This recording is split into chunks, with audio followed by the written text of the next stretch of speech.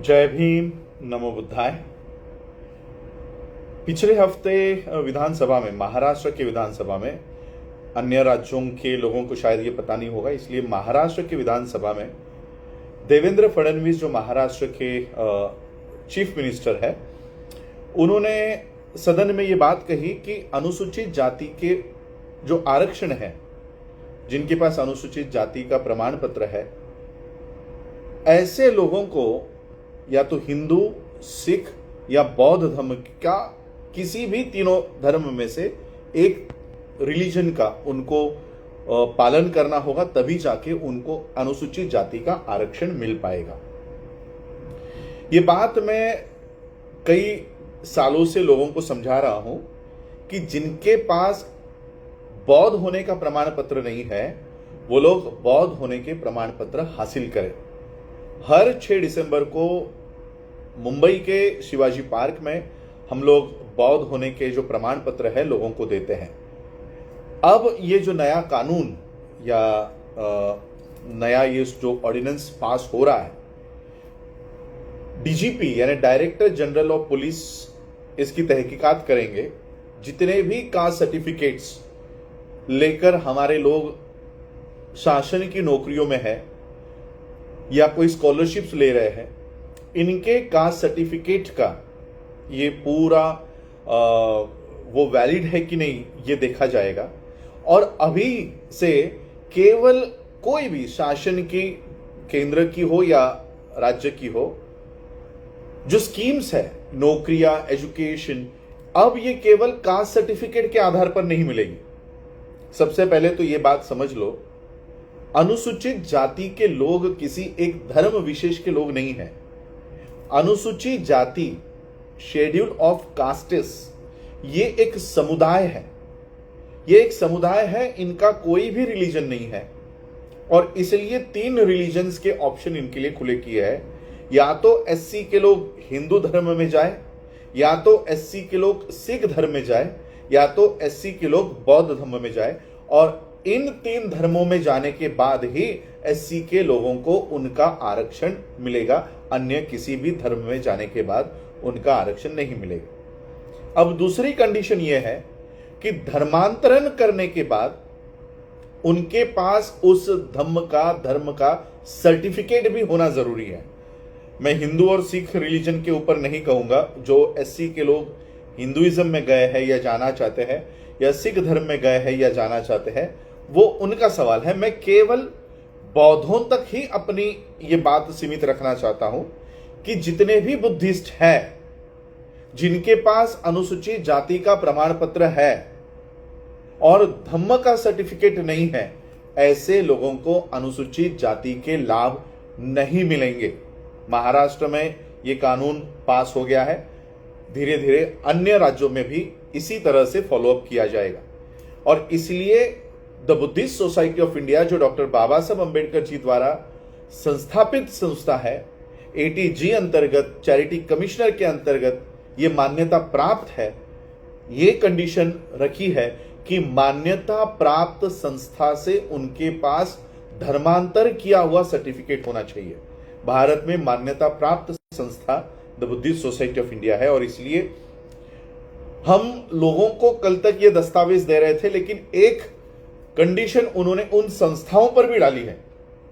जैसे आप मुझे सुन रहे हो, आपने मुझे एप्लीकेशन दिया कि मेरे पास नहीं है सर्टिफिकेट, मुझे वो सर्टिफिकेट चाहिए, लेकिन अब मैं आपको ये सर्टिफिकेट नहीं दे सकता। इसलिए नहीं दे सकता क्योंकि जब तक आपकी अंडरटेकिंग मेरे पास नहीं आएगी कि मैं किसी भी दबाव के नीचे बौद्ध धर्म का धर्मांतरण नहीं कर रहा हूं, तब तक मैं आपको यह सर्टिफिकेट अब नहीं दे सकता। पहले हम ये दे रहे थे, क्यों? तो हमको रिकॉर्ड हमारा मेंटेन करना था कि जिनके पास बौद्ध धर्म के सर्टिफिकेट नहीं है, ऐसे लोग बौद्ध धर्म के सर्टिफिकेट को अपने फाइल में रखे, ताकि जब भी जनगणना हो या जब भी कोई आपके टीसीज बनाने हो, तब आप ये सर्टिफिकेट दिखाएं।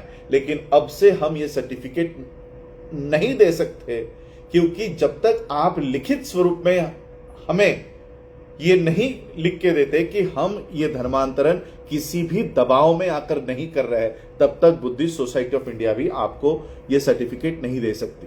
और इसलिए हम लोग ये सर्टिफिकेट्स वितरण करने का कार्यक्रम जल्दी शुरू करेंगे। और ये केवल कोई भी आया, नाम लिखाया और सर्टिफिकेट लेके गया, अब से ये नहीं होगा। प्रॉपर बौद्ध धर्म की दीक्षा होगी। उनसे पहले ये एफिडेविट या जो अंडरटेकिंग है वो लिखवा कर लिया जाएगा कि हम किसी भी दबाव में आकर, किसी भी लालच में आकर बौद्ध धर्म को नहीं स्वीकार रहे हैं। ये अंडरटेकिंग आपको देना होगा और उसके बाद बौद्ध धर्म की दीक्षा होगी और बौद्ध धर्म की दीक्षा के बाद ही हम ये सर्टिफिकेट आपको दे सकेंगे। इसके बाद केवल अनुसूचित जाति के सर्टिफिकेट वैलिड नहीं है। देवेंद्र फडणवीस का जो स्पीच विधानसभा में खड़े होकर उन्होंने किया है, या 26 नवंबर 2024 को सुप्रीम कोर्ट ने जो ऑर्डर दिया है, उस ऑर्डर के अनुसार केवल एससी का सर्टिफिकेट नहीं चलेगा। एससी के लोग इन 3 धर्मों में से किसी एक धर्म के होने ही चाहिए। अब हिंदू धर्म का सर्टिफिकेट कौन बांटता है मुझे नहीं मालूम, सिख धर्म का सर्टिफिकेट कौन बांटता है मुझे नहीं मालूम, लेकिन बुद्धिस्ट या बुद्धिज्म के certificate the Buddhist society of India हम लोग ये वितरण करेंगे, लेकिन प्रॉपर प्रोसीजर फॉलो होने के बाद। महाराष्ट्र में अभी तक एंटी कन्वर्जन बिल नहीं आया है।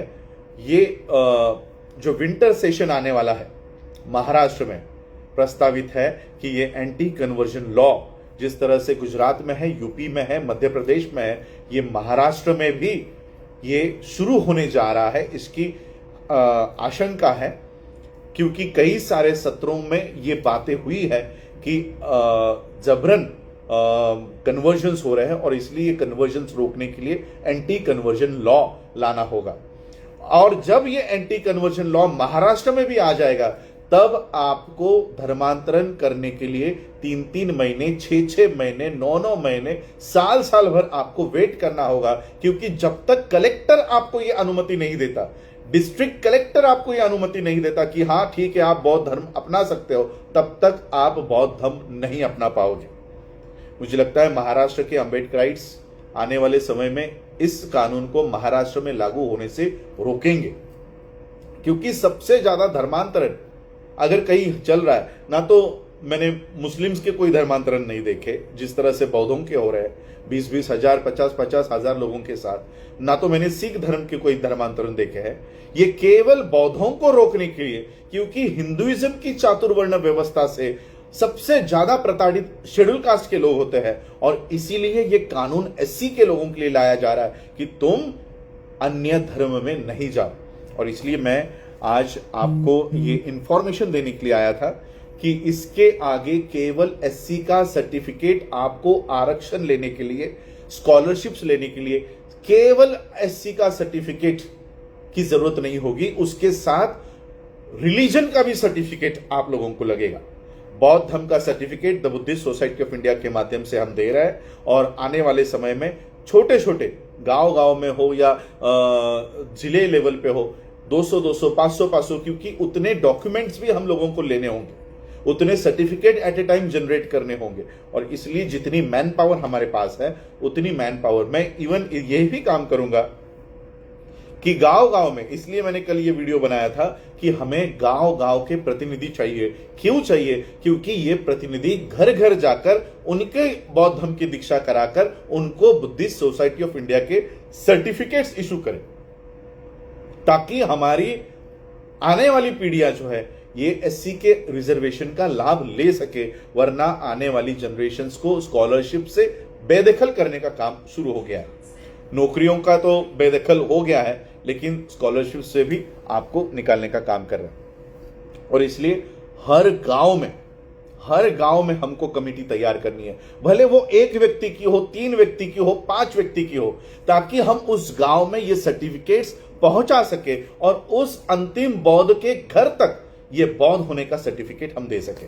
डॉक्टर बाबा साहब अंबेडकर जी द्वारा स्थापन की गई संस्था है बॉम्बे पब्लिक ट्रस्ट एक्ट और इंडियन सोसाइटीज रजिस्ट्रेशन एक्ट 1860 के अंडर ये रजिस्टर्ड है।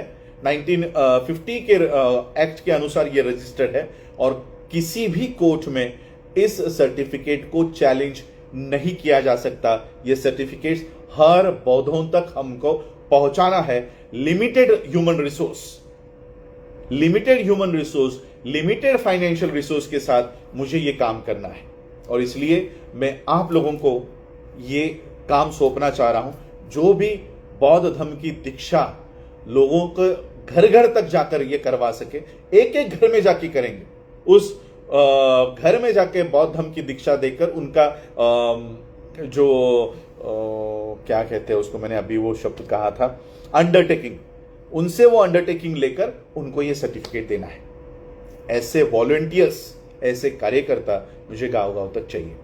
इसलिए आज मैंने ये वीडियो किया है कि आने वाले समय में नहीं, महाराष्ट्र में लागू हो गया है, डायरेक्टर जनरल ऑफ पुलिस जितने भी शेड्यूल कास्ट के लोग नौकरियों पे है, अब उनके कास्ट सर्टिफिकेट की जांच होगी, क्या उन्होंने धर्म का सर्टिफिकेट लगाया है। अगर नहीं लगाया है तो उनकी नौकरियां जा सकती है। अगर आप क्रिश्चियन धर्म का पालन कर रहे हैं, इस्लाम धर्म का पालन कर रहे हैं या अन्य किसी धर्म का पालन कर रहे हैं जो इस कानून के बाहर है, तो ऐसे लोगों की नौकरियां, एससी के कोटा के जो लोग हैं, एससी पे आरक्षित सीटों पर जो लोग गए हैं, जिनके पास धर्म का सर्टिफिकेट नहीं होगा, उनकी नौकरियां खतरे में है। बस यही बताने के लिए मैं आज लाइव आया था। आप लोगों ने मुझे सुना, उसके लिए बहुत बहुत आभार, धन्यवाद। जय भीम, नमो बुद्धाय।